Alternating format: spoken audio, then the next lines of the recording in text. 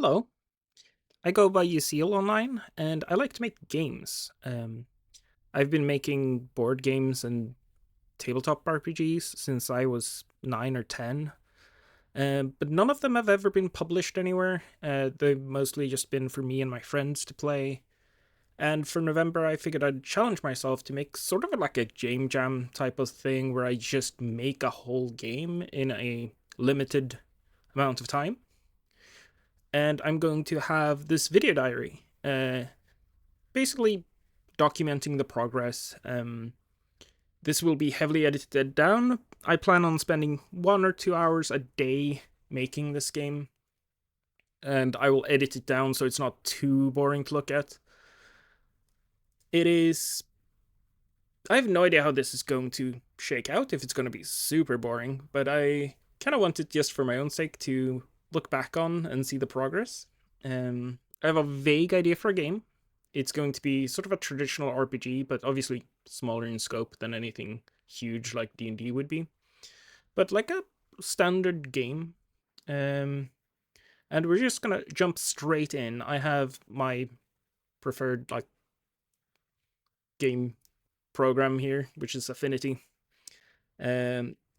And we're just gonna start making our game. The only thing I've really prepped for it is a vague concept and a title. So we're just gonna add the title here. We can pretty this up later. It's going to be named...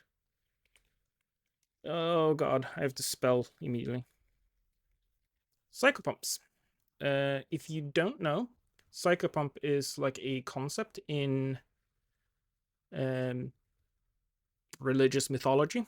They are guides to the underworld. Let's pick a prettier font.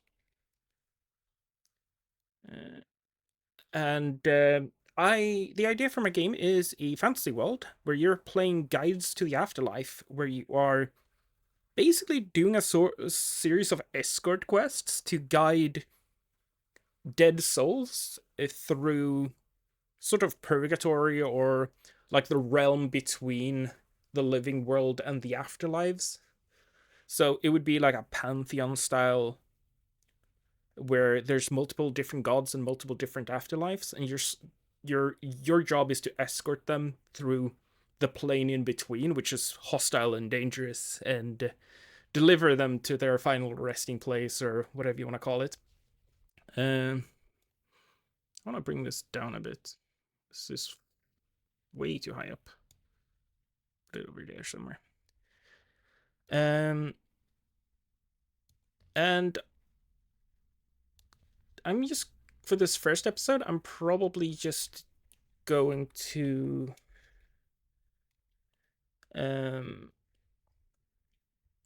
just mostly write out what I want to be in the game, and I haven't really thought this through. And sort of get started. It probably won't be too much stuff happening in this first episode, because it will be a lot of just prep work for later, just establishing what's going in the game and stuff. But we're gonna start with this, and we're just gonna make like a bullet thing. It's going to be... Is this... Yeah, this text is way too small. We'll go up to like 16 or something for bullet points. It's going to be a fantasy game. It is going to have multiple species, sort of like D&D. So it's gonna have like elves, orcs, etc., etc.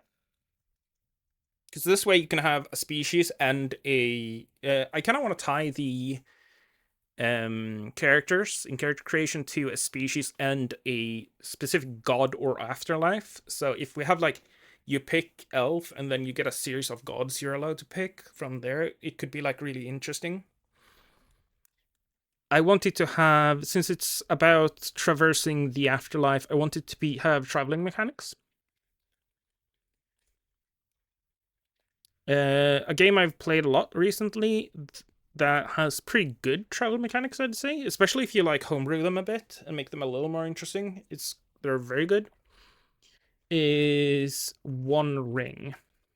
So I'm gonna type that down to remind myself that that is a good place. For randomization mechanic, we're going to use I'm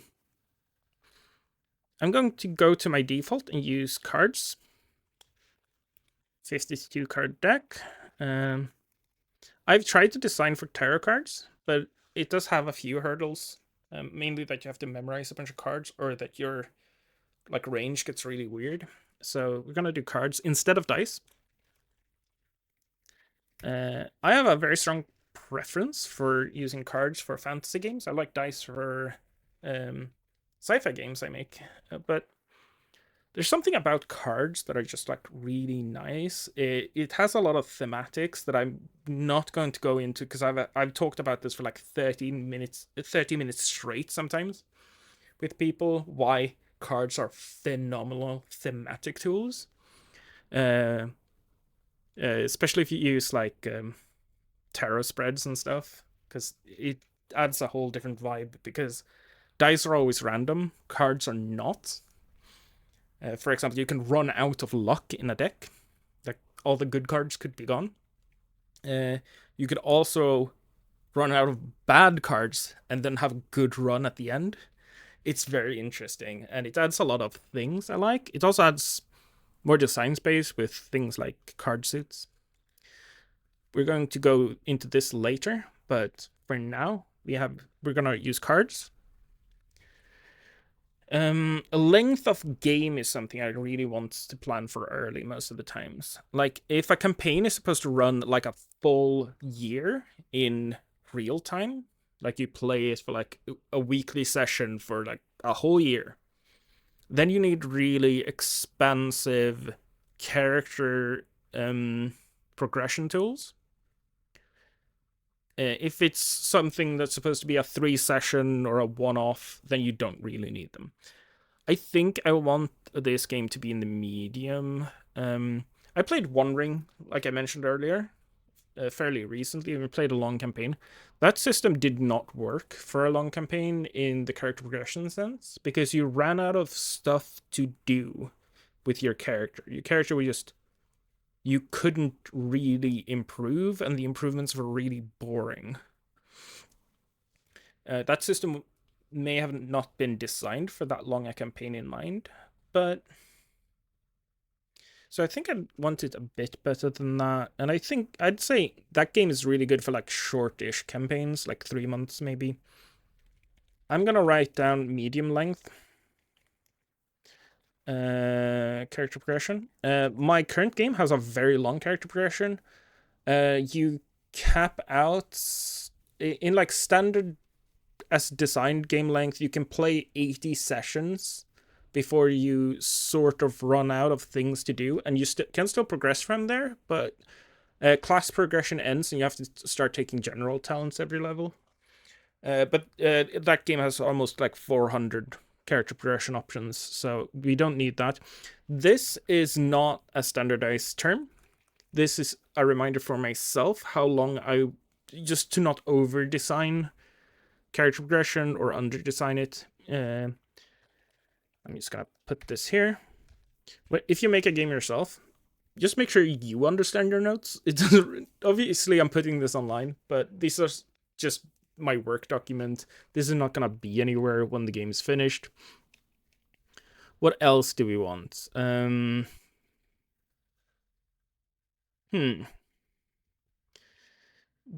Um.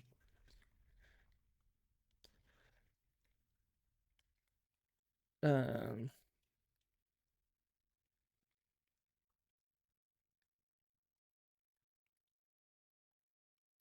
I want this. Multiple afterlives, pantheons. I'm probably gonna figure out like a in-game term for this.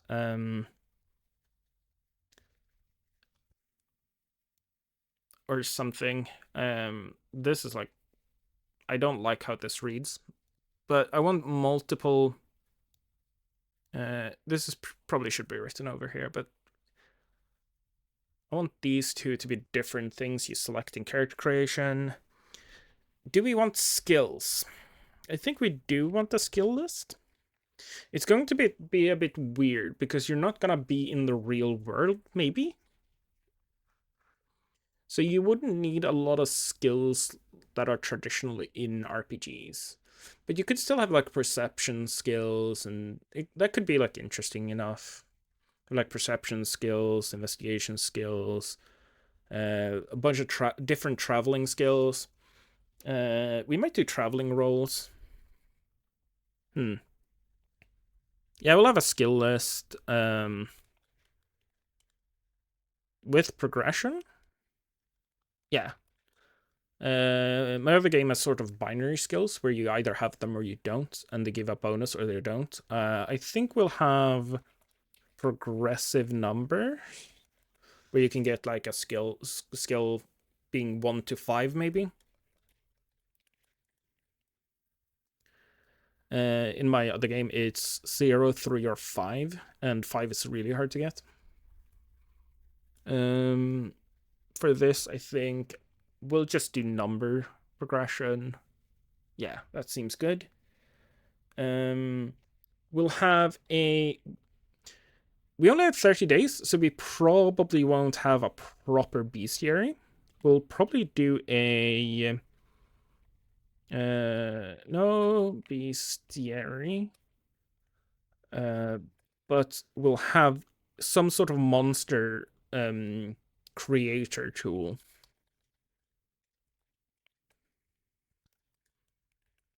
So sort of some designed formula for how to make creature encounters or things. Actually, all kinds of encounter. Some sort of encounter maker in the actual rules on how to make monsters and stuff. That way, we don't have to design a bunch of monsters. We just have to have like maybe 3 to 5 sample monsters, so someone gets an idea what the finished product should look like, and then rules for how to make your own. That seems good to me. Death mechanics are going to be interesting because you're playing psychopomps, so they are supernatural creatures, and you're already sort of in the realm after death. Will we have character death? I think so.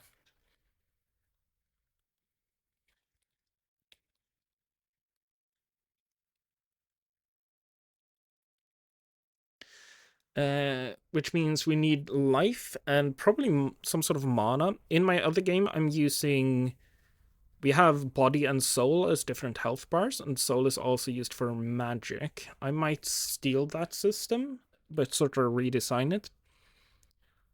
So we'll do health and soul as resources.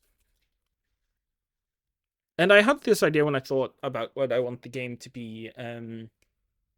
Since we're all playing like basically clerics in a way, because we're all playing like creatures belonging to a god, so we're maybe not clerics, but we're like essentially angels.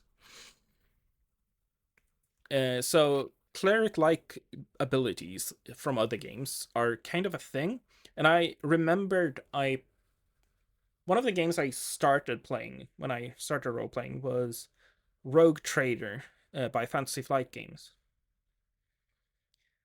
Zealots there have a really cool mechanic that was really poorly designed, in my opinion, where they could burn a resource called fate points, which was really a really valuable resource. It was sort of like a stat that you could get like maybe you had like 1 to a max of like 3 in character creation, and they were really hard to get later on. But the Zealot had an ability, basically a tacked on ability to all their like class abilities, where they could permanently lose a resource to do an upgraded version of the skill. But it was never worth it because it was like make an attack and it does like 2d6 damage. If you burn a fate point, you got like 1 extra d6 or something, and the attack could still miss. So it was like never worth it. But that's a really interesting mechanic where you can have like sacrifice mechanics. Why can't I spell sacrifice? Sacrifice. Yeah. Sacrifice? No. I don't have spell check on. And English is not my native language. Can I... How do I put on spell check? I forget. This is not how you do it. Whatever. I think this is spelled correctly. But I think we'll do it like I had this idea of a sacrifice mechanic where you have like soul as a resource. And you could permanently reduce it to do cool shit.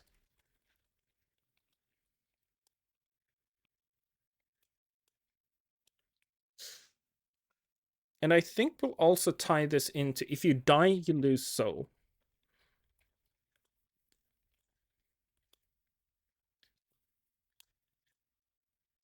And you like respawn in your version of heaven.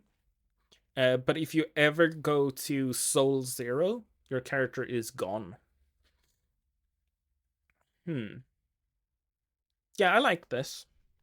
This is cool. And then maybe like really rare things could like permanently increase your soul. I think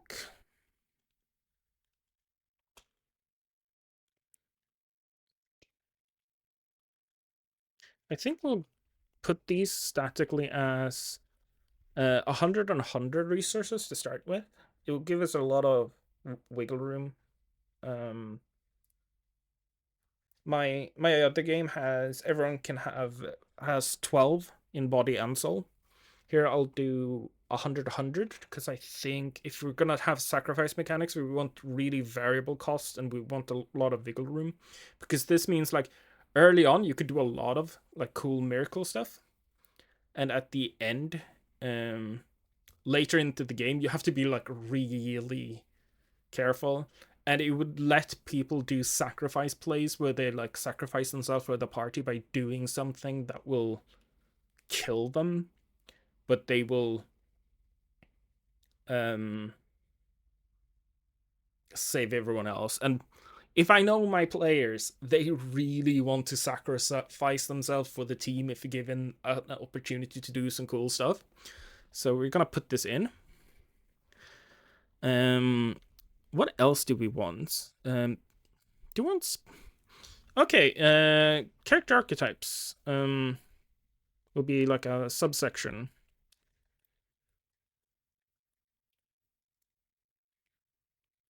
Do we want stuff like tanks and healers and things? We'll put this as a question mark.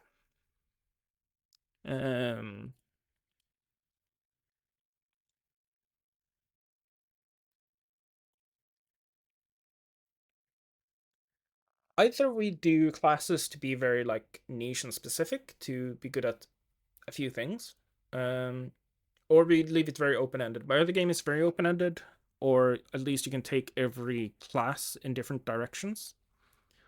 Here, maybe we lock the gods, like the god of life should probably give healers. So maybe we silo the classes a bit, not too much. Do we want split abilities into Pantheon abilities and God / Afterlife?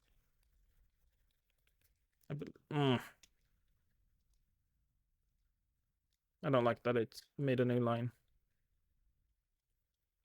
Okay, so for example, if you're playing an elf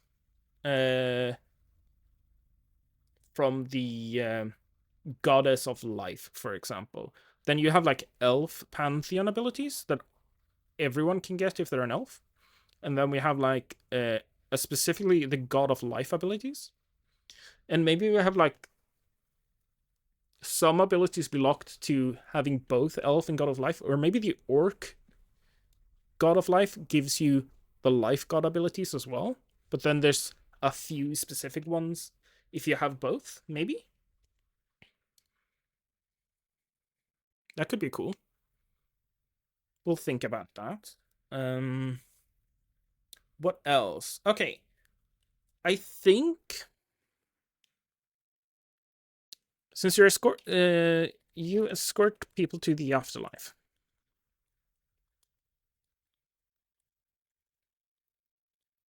I think we don't want a bunch of NPC companion characters all the times, or maybe ever. Um. Uh. So maybe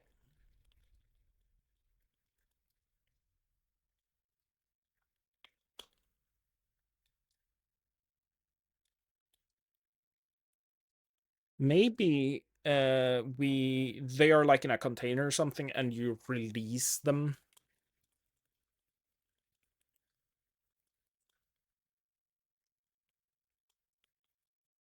That sort of thing. Um. Or both.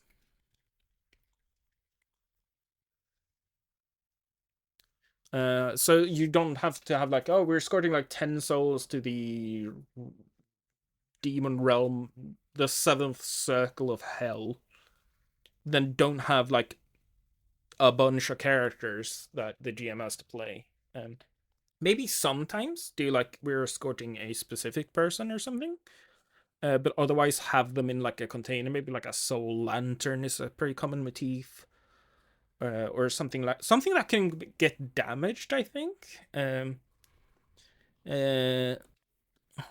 Uh, Strict rules about releasing the souls in the wrong place.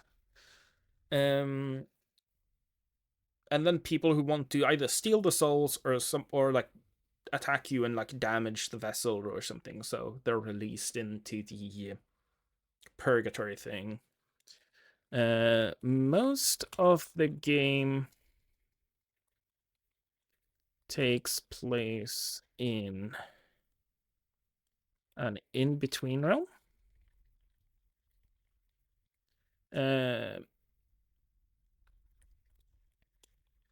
Heavens and wherever you pick up the stuff from is probably like some sort of city or something. I'm just gonna name it Styx at the moment, so I know what that is, which is like the river the souls travel on in Greek mythology. Just so I have an idea. I might actually name that make that a city or something. I'll make them like trade hubs where you can like buy stuff. You can do character upgrades here. And they're like safe territories. Maybe not make them safe actually.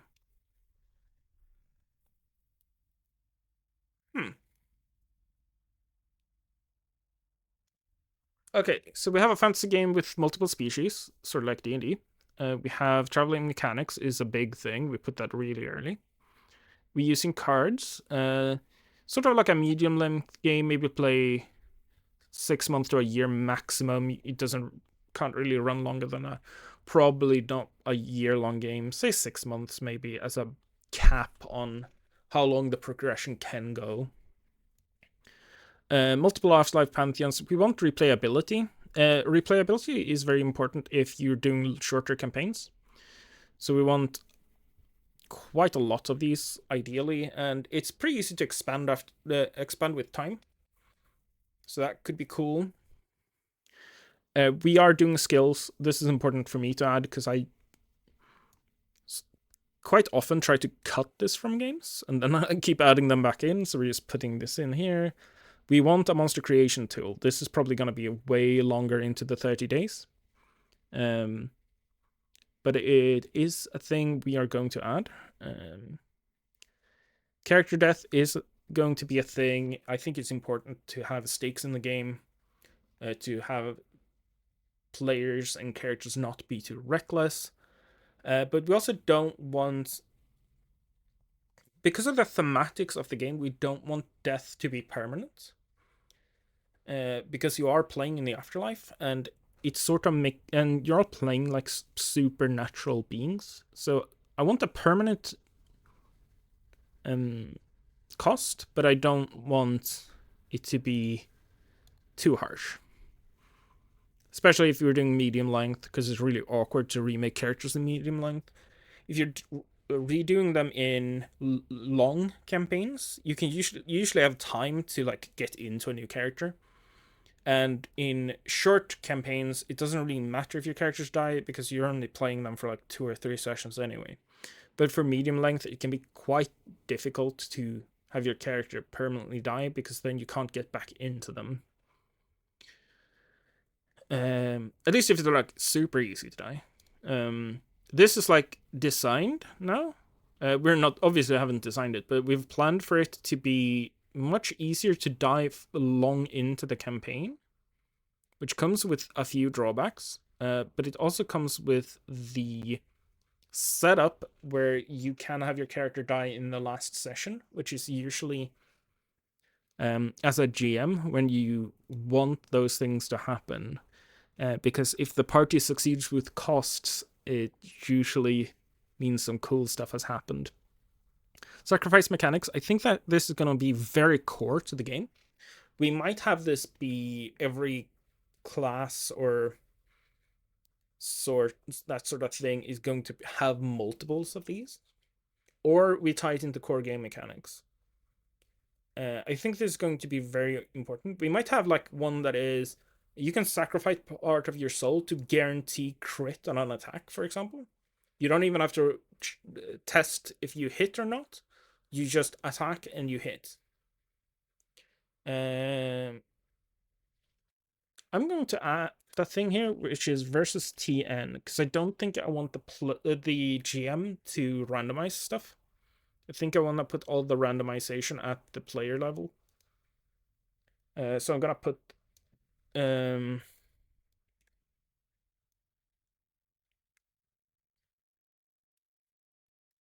this in here for myself. Gonna do some class character archetypes, maybe.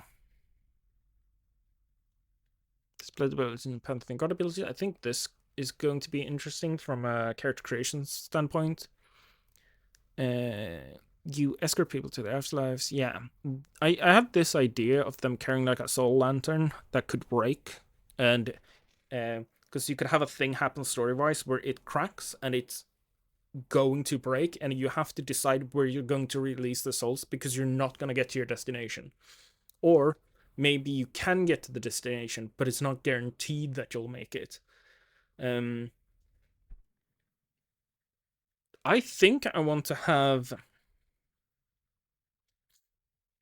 I think I want to have the map be randomized, where the position of everything is not static, to make navigation weird. I really like that in Rogue Trader, where you had to make a bunch of rolls for navigation, where because you traveled through a place called the Warp, which was very chaotic by design. Chaotic is a good word for it, but it was a bunch of weird shit could happen, and I really like that. So, I'm gonna run non-static map, maybe. I'm just gonna leave that there. Later on, we're probably gonna make a more in-depth like guide to what sort of mechanics we are designing for the game. But I think this is like a good start for what the game is going to be about. Let's I actually really like starting at character creation. What are we going to do for? Let's do some stuff here. Can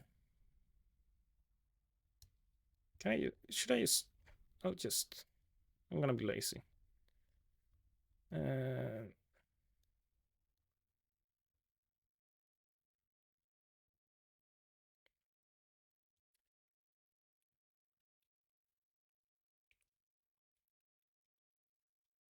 just gonna do this because I'm lazy and I don't want to figure out how to do that. So we are. My mic is in a very annoying position. I'm gonna put it over here. Hopefully that doesn't mess with the sound. We are going to do. How big is this text? We can slide that down a bit now. Okay.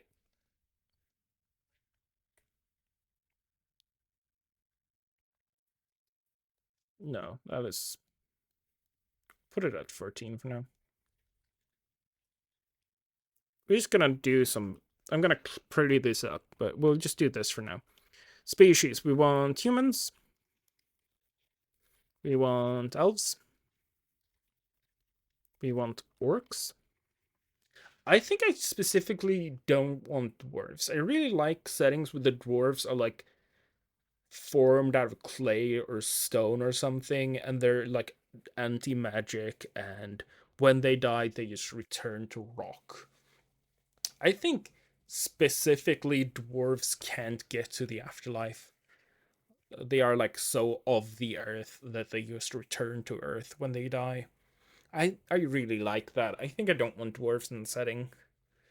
I want demons. All right. These are not actually species. These are pantheons because you're not playing characters from these races. You're playing characters from those sort of religions or afterlives. So we'll do pantheon actually. We're going to have the human pantheon. We're going to have the elf pantheon. Ooh. Gonna have the orc pantheon. We're going to have hell, or the hells. Do we want to do the traditional 9 circles of hell? I don't really know that mythology very well. Maybe we'll make them sin based. 7 is the magical number, so we'll do the 7 hells. What type of this could be like a shared pantheon or something. These are like their individual afterlives, and then you have the hells, which is like a place sinners go to repent. That could be a thing. Do we want more, or is this like good enough to start? Maybe. I do kind of want some weird species, but we'll start off here. Do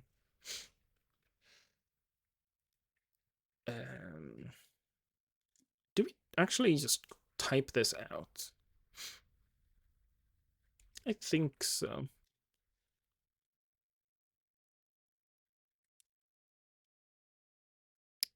How many afterlives are there going to be? I'd say every god does not have an afterlife. The ones I know the best in real life are. I'm Swedish, so I know Norse mythology pretty well, and there's 3 afterlives in Norse mythology. It's Freya's. There's the you either go to Freya, Hell, or you go to Odin. So we'll do a few per. Here we have obviously 7 of them. We'll just write how do I? This is how I do that. Based on different sins. We can decide later what the sins are. So let's maybe to start limit ourselves to 3 per. Elves are usually pretty easy. We can have nature. We could have nature can be life as well, I suppose. But let's just leave it at nature. Because you could have the god of the hunt, you could have the god of life, god of like pure nature. You can have stuff like that. Do they have a god of war? I think they'll have a god of war. Maybe all of them will have a god of war, actually. We'll have like some amount of overlap on all of them, I think. We'll have the God of War on all of them. Orcs definitely feel like they would have a God of War, the way orcs are usually depicted. We could like obviously do something a bit new and not have the orc be a warful race, but I think like if you're adding fantasy orcs, you cannot want fantasy orcs because otherwise just add something else. Maybe we should not have these species just to make it a bit more interesting, but I think we can add other things that are like a bit more special. Um, you know what? We'll have the humans have a afterlife of war and afterlife of peace. And something like completely different. But we'll leave that there for now. Here we'll have nature, we'll have war. For orcs, we'll have war. Yeah, maybe do this. They'll have war nature. Um, I had an idea and I lost it completely. We can do some cool stuff here. What would be like universal sins, I guess? Let's do. We're not gonna do like the 7 deadly sins. We're gonna do them. What would actually could be considered like a universal bad thing that would, if you would be sent here for this, and you could also sort of make a character out of. We'll have murder, and I think we'll have lies. So like a place where liars are sent. That would be interesting. Then we need like 5 more. I may cut this down because I'm probably gonna have to do some thinking here. Yeah, I've had a think, and I've come up with a few ideas. Here we're going to add excess. If you play Warhammer, that would be like your Slaanesh type stuff. Because I think I want all of these in the health to have a drawback. Each has a drawback. Slash what's a different word for it? It's not a sacrifice, it's a like a taboo. For example, I kind of want the demons from the realm of murder to be unable to kill things. Or the demons from the realm of lies are not allowed to lie. I kind of want to make like very like antithetical rules because they are creatures from a realm that represent something that is not allowed, so they themselves are not allowed to do the thing. I think that could be really interesting. I also want minor realms, minor pantheons. You can take this away, and I want them to be because I've watched um, oh, what's the name of that show? The main character's dream, Dream of the Endless. What's I'm blanking. Um, Sandman. I watched the second season of Sandman not too long ago. Actually, it was like 2 or 3 months ago, and I kind of really like adding the dreamlands into my settings. I really like designing for that. I think it makes for good adventures. So I want dream, I want delusion to be minor realms, and I think I could add like a few other things here. That could be like really interesting to have like a one-off things that don't necessarily belong to these.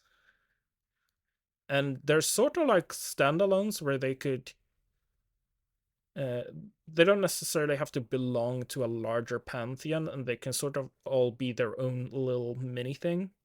I think that could be interesting and give you a lot of expansion options if we're gonna go add stuff afterwards. Um,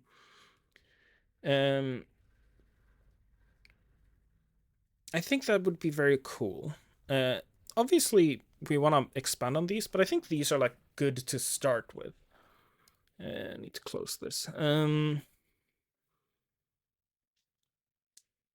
Do we want skills to be attached to these? I don't think so. Um,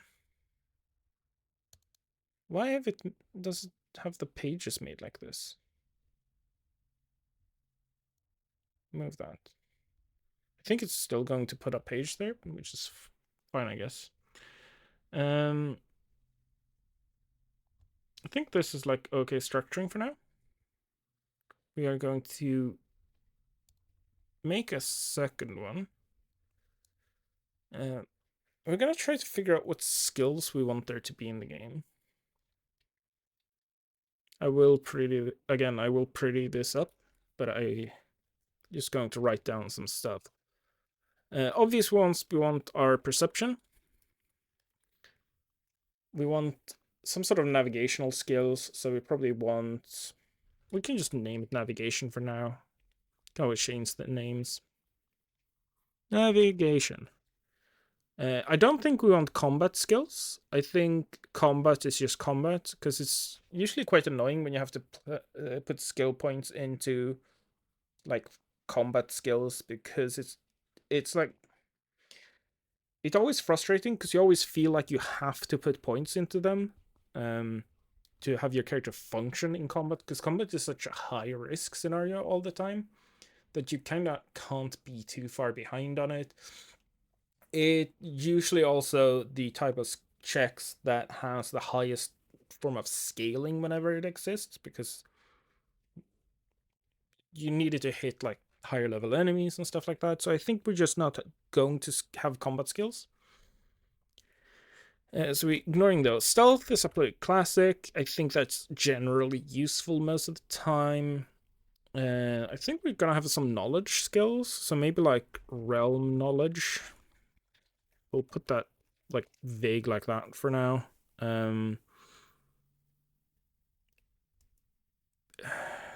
Sort of religion skill. I don't think we want some sort of insight. We probably want social skills. We'll have. I think we're not gonna have like standard charisma type skill. We're gonna have negotiation. I think because that could be like a sort of bartering skill, or just like when you're encountering people, you're trying to talk to them. I think this is going to work. We have 6. We want probably 12, maybe 15 different ones. What else could be useful? We could add some like weird stuff. Do you want like a magic knowledge skill? Do you want divination to be an actual skill? Maybe. Let's try that. Divination or like astronomy. I think divination would be cool. Oh, what's like typical celestial type abilities that we could make into actual skills? Um,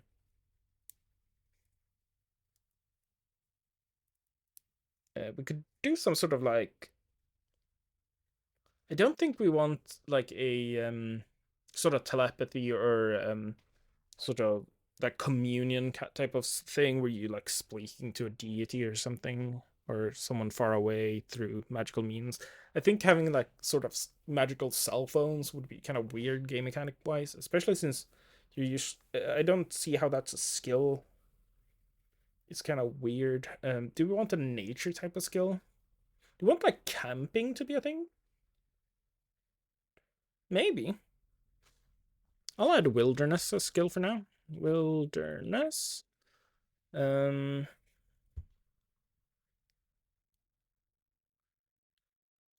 let's just make this a one of these so I don't have to keep counting them.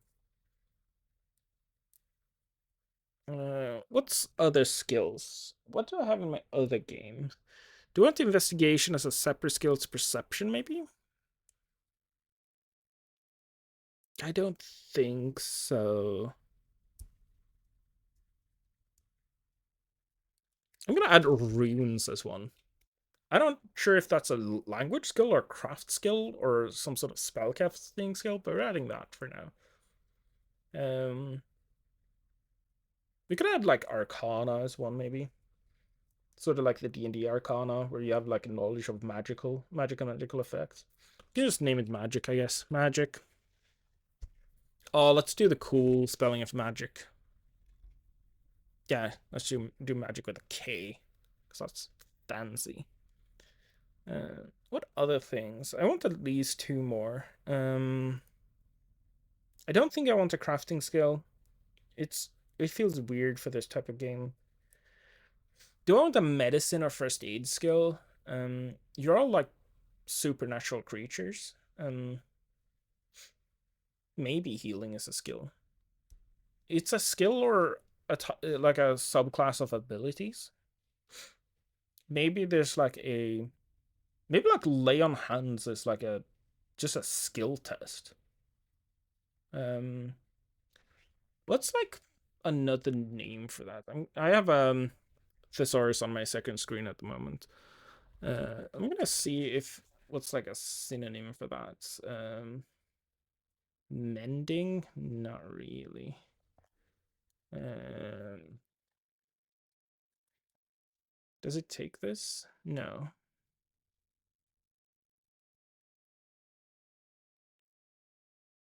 Faith healing. That's like a terrible. Hmm. We'll just type healing here for now. Healing as a skill. Ugh.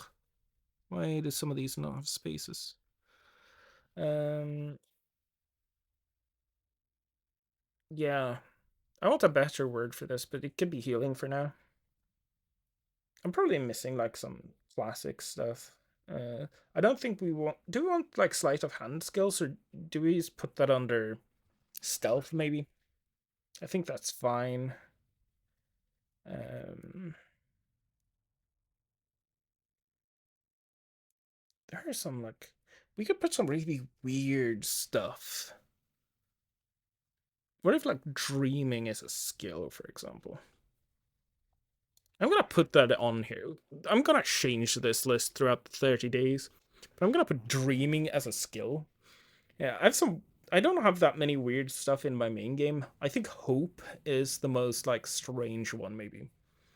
I think I want a leadership skill.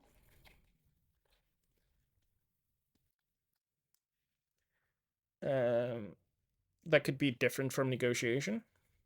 And I think between leadership and negotiation, you could cover most social situations. Um, we're a fantasy setting, so we don't need like science skills or engineering type skills. Don't want crafting skills. Do we want extra magic skills? I don't think so. Do we want rituals to be a skill? Should that not be runes then? Runes could be sort of like a literacy type skill, where that's like reading magic. Maybe rituals is a separate skill. That could be interesting. And then we want like one more. Uh,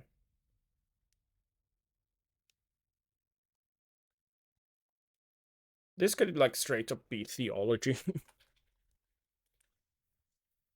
We can change this, but like a word like that. I want them all to be like single words. You want another social skill? Another? No, I don't think so. Another knowledge skill, maybe. We could have investigation as a separate skill, but I think like if you're a high perception scare character, you kind of want to have both of those anyway. Navigation is separate. We have navigation and wilderness to sort of differentiate there. We have divination as a skill, which is cool, I think. 15th skill. Um,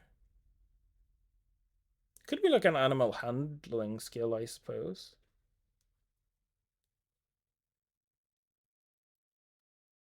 Yeah, but that could like you could put that under like negotiation. So I'm not sure I want a separate because it could you could put anything that would go under that under wilderness or negotiation or leadership basically, depending on the situation. So I don't think we need a animal handling type of skill. We could maybe we want like horses to be in the afterlife and things like that. Maybe you can get mounts, but I don't think we need it as a skill. Maybe we do 14 skills for now, and we can add more if we come up with it later. Let's do a basic on the card mechanic actually. Let's duplicate this page and move it down. Did that work? No, this is weird. Let's do this. Card mechanics.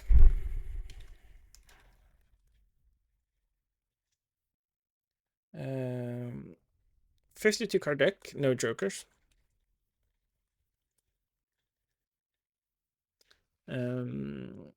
Which is typically a 1 to 13 randomization with a sub randomization of 4, which are the suits. It's 1 through 13 because the ace is either 14 or 1 typically. I don't like having it as both, so we're gonna do ace low. We'll actually type that in here.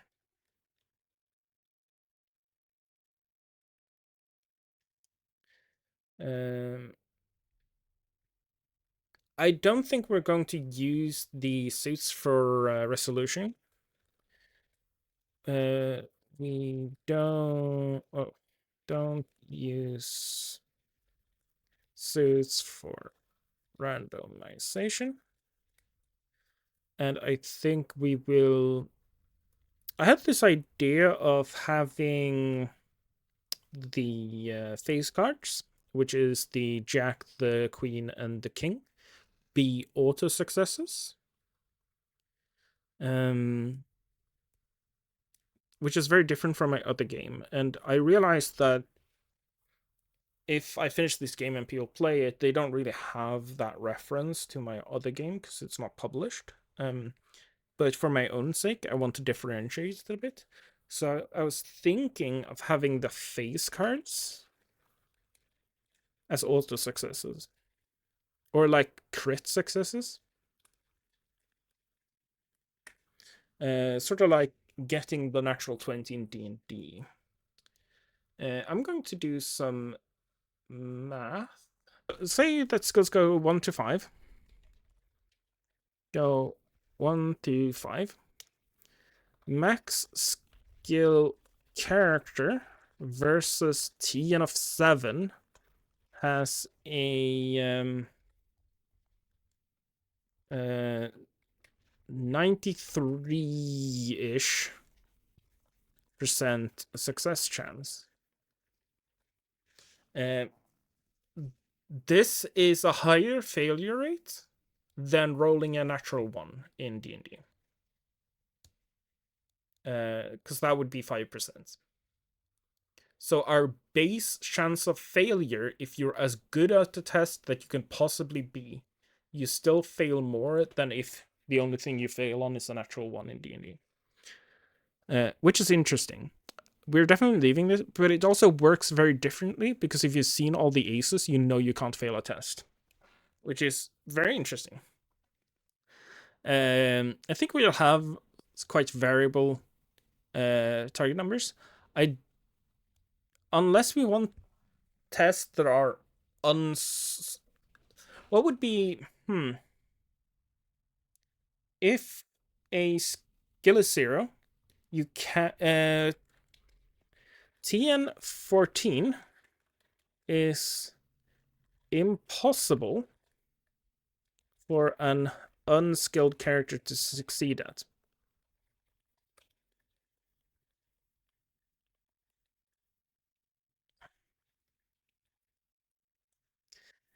if we make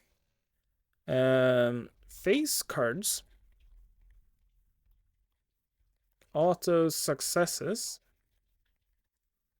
we have a minimum success chance of 23%. Is that too high?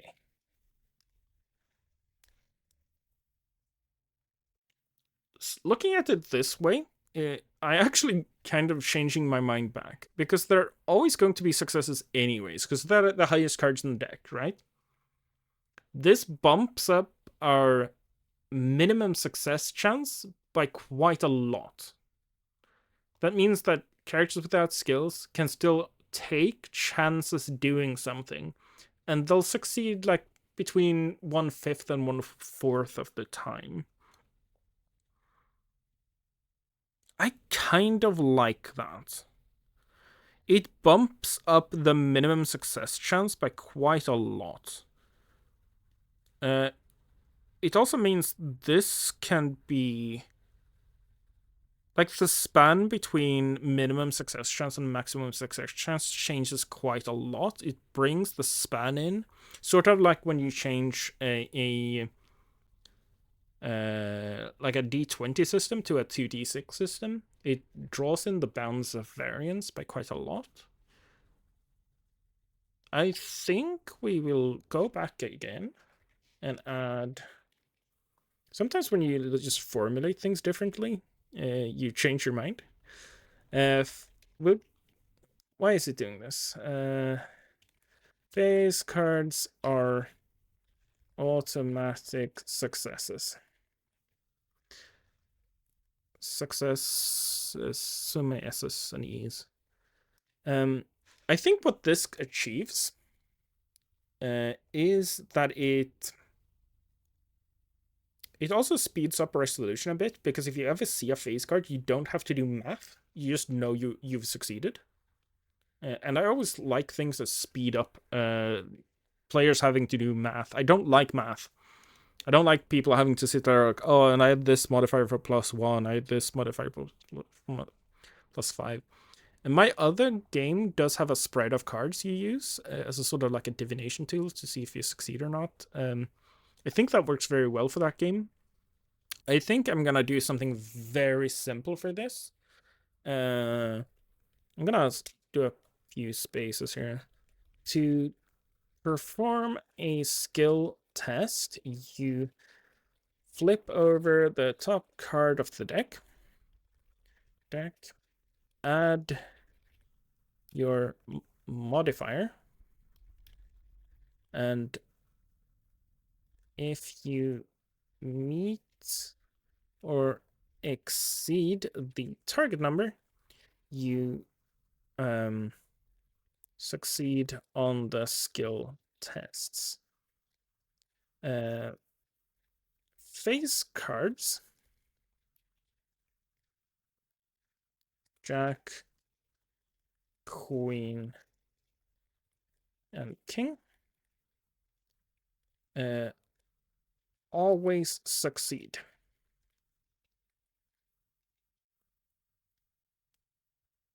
That means we don't actually have a 1 to 13 randomization. We sort of do, but the last 3 cards are all the same card. So this is really simple. You flip over a card, you add your modifier, which is your rank in the skill, and if you meet or exceed the target number, you succeed. And that's all there is to it. Otherwise, you fail. You are unsuccessful. That is our entire resolution mechanic. We may add some other things, like other ways to get modifiers. We may have something that cares about suits. I think I will simply use suits for GM level randomization. But otherwise, this is going to be our entire resolution mechanic. There's nothing else to it. We might add advantage and disadvantage as sort of like you flip an extra card and you pick whichever higher or lower. We could do that quite easily. But this is going to be the extent of our entire resolution mechanic. There's always going to be a TN. So if, say, a Game Master character attacks us, it's going to be an attack TN, and we test defense to get to that TN. We probably won't have a skill to add then. Unless we actually just add a combat skill. I don't like it, but maybe we do. It depends on how much we want combat to be a thing in a game. The less we want combat to be a thing, the more it's good to have it as a skill. Let's just assume this is a low combat game. We can actually add combat as a skill then, and we'll have 15, which was a number I liked.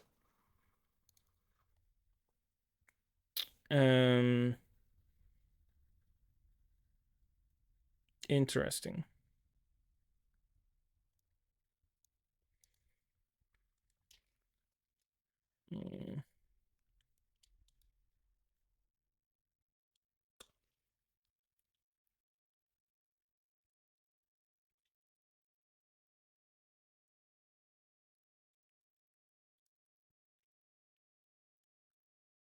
There we go. Cool. I like this. It's very simple. It's easy to understand. Face cards being always successes might be a little trippy. But otherwise, it's a 1 through 10 system with some extra auto successes. I'm not sure if I want them to be crits. Or maybe we just have some abilities that add, if a face card is revealed, you get a bonus. Maybe that's like a specific Pantheons thing. You could do some interesting stuff with that. Maybe add suits here. Suits exclusively for GM effects? Question mark. This is interesting. Usually you want suits to have like additional mechanics tacked on, and that's how it is in my other game. But you could also, you always need some level of GM randomization, and you could have them just flip cards from the top of the deck, but it's usually quite a feels bad when the GM flips over the good cards for randomization. Like the last 13 is drawn, for example, to like a randomize how much gold is in this goblin's pocket or something. It's like very frustrating. So maybe we just have, whenever the GM needs to randomize something, they just read the suit of the top card of the discard pile. GM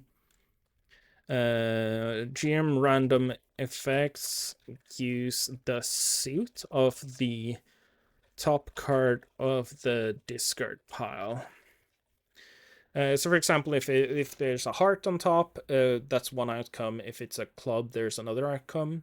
That would mean you could have 4 different things on a table. It's a 25% chance.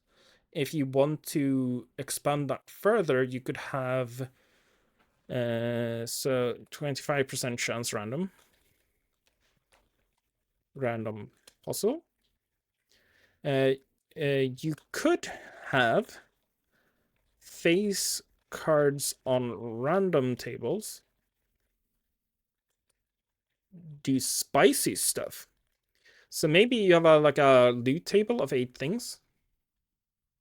So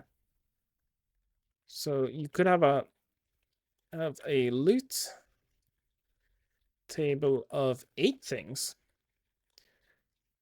4 per suit, and 1 extra per suit per suit if face card. A face card. this could be like a thing. That could be interesting. I do like the GM randomization thing because that's usually an awkward thing in card games that have GM target numbers, because there's no rolling of dice, and you don't want the GM to have dice just to randomize things, because that's just clunky and ugly, and I don't like it. So you want some form of ability for the GM to randomize without disrupting deck order. Obviously, this doesn't help if the GM has to randomize multiple things in a row, but maybe then you could just go cards deep in the discard pile. If the GM needs to randomize multiple things, maybe go cards down in discard pile. This is like obviously very clumsily written. It's mostly a stuff for me to look at later and then write out in a good way. Do we want shuffle mechanics? Mechanics that shuffle the deck or happen when the deck is shuffled. If we don't have things that either discard cards from top or make you flip multiple cards, going through a 52 card deck with a 4-player group is pretty long. It means that each player can make 13 skill tests before it runs out, which is like a long time. So in most scenarios, the deck is shuffled maybe once per session, but probably not unless a lot of things happen.